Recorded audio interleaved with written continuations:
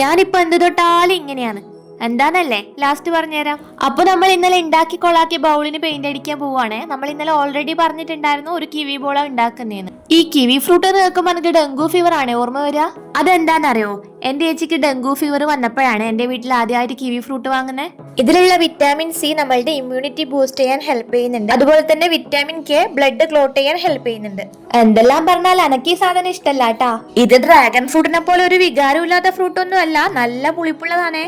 പക്ഷെ എനിക്കെന്തോ ഇഷ്ടല്ല. ഇഷ്ടമുള്ളവരും ഉണ്ടാവും. അപ്പൊ കിവി ഫ്രൂട്ട് ഇഷ്ടമുള്ള ആരെങ്കിലും ഉണ്ടെങ്കിൽ ഒന്ന് കമന്റ് ചെയ്തേക്കണേ. ഇനി ബൗളിനെ പറ്റിട്ട് പറയാം അല്ലേ. പെയിന്റ് അടിച്ച് തീരുന്നവരെ ഒരു പ്രശ്നം ഉണ്ടായിട്ടില്ല. ഞാൻ നല്ല കുട്ടിയായിട്ട് വൃത്തിക്ക് പെയിന്റ് അടിച്ചിനെ. അത് കഴിഞ്ഞ് അത് ഉണങ്ങുന്നതിന് മുന്നേ ഞാൻ അതിന്റെ മുകളിൽ വാർണിഷ് അടിക്കാൻ പോയി. ലാസ്റ്റ് എല്ലാം കൂടെ കൊളായി. എനിക്ക് സമാധാനായി. ഈ വേവോളം കാത്തില്ലേ, പിന്നെ എന്താ 6 കാത്താലി പറ്റൂല. ക്ഷമ എന്ന് പറയുന്ന സാധനം ഇപ്പൊ എന്റെ ഡിക്ഷണറിയിലേ ഇല്ലാന്ന് തോന്നുന്നു. അപ്പൊ ഇതാണ് ഫൈനൽ ലുക്ക്. സൂക്ഷിച്ചു നോക്കി ഞാൻ കൊളാക്കിയത് എവിടെയാന്ന് കാണാൻ പറ്റും കേട്ടാ. അടുത്തത് ഇനി ഒരു ആപ്പിൾ ട്രിങ്കർ ഡിഷ് ആണ് ഉണ്ടാക്കാൻ പോന്നെ. അതായത് നമ്മളുടെ ചാനലിൽ ഒരു ഫ്രൂട്ട് സീരീസ് ചെയ്യാനാണ് ഞാനിപ്പം വിചാരിക്കുന്നത്. അപ്പൊ ഇഷ്ടപ്പെട്ട ഫ്രൂട്ട്സ് ഏതാന്ന് വെച്ചാൽ എല്ലാരും ഒന്ന് കമന്റ് ചെയ്തോളൂ. അപ്പൊ വീഡിയോ ഇഷ്ടപ്പെട്ടാൽ ലൈക്ക് ചെയ്യാനും ചാനൽ ഒന്ന് സബ്സ്ക്രൈബ് ചെയ്യാനും മറന്നു പോവല്ലേ. അപ്പൊ അത്രേ ഉള്ളൂ. Tata bye bye.